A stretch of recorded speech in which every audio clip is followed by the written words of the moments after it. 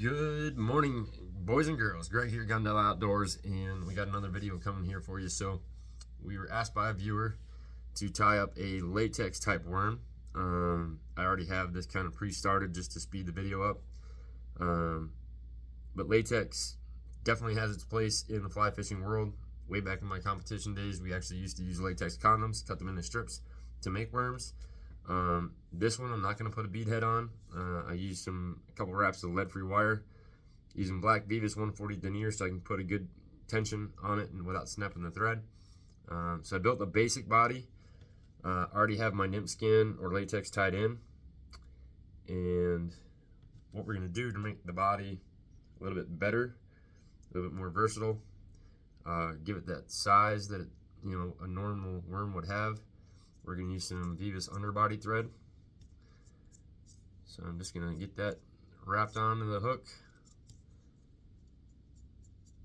Get my hook back up towards the eyelet. And basically you're just going to keep wrapping this to kind of build the body profile that you want to build for the worm.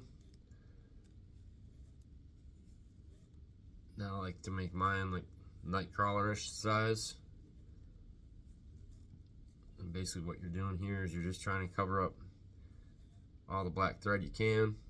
You can use a different color thread if you want it to, but I'm using black because I like to make the head a little bit darker on these.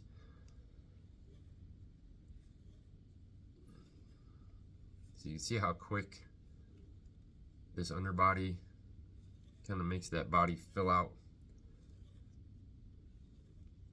And get it right up to about where I want it.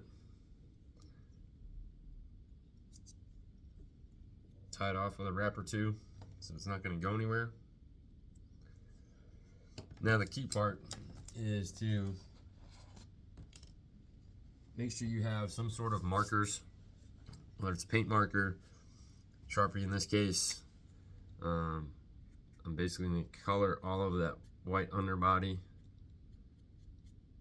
with a red marker.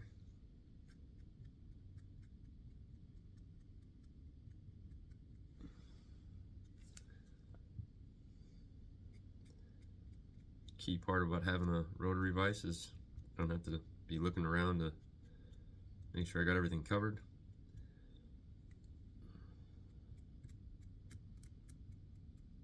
You're going to cover up as much as you can. Okay, and then what I like to do is take this thread back a couple wraps just to cover up that last little bit of white. Gives it that nice dark spot up the front. Now you're going to take your latex, super tight wraps, overlapping.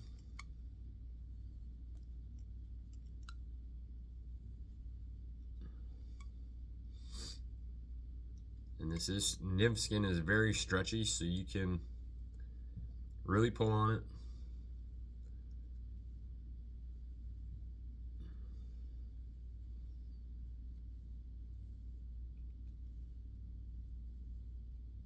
Now the key to this part, and the reason I use nymph skin, is when I go to tie this off, I'm going to make a couple wraps right around the eyelet of the hook, right behind it basically. And then I'll actually take this back. I'm almost making a scud. And I'm using the thread to kind of segment the body. Now when I'm coming back, I try to keep my thread on the same wraps. Now I'm not going to leave this tail super long, but I am going to leave a little bit of a tail so it moves around in the water.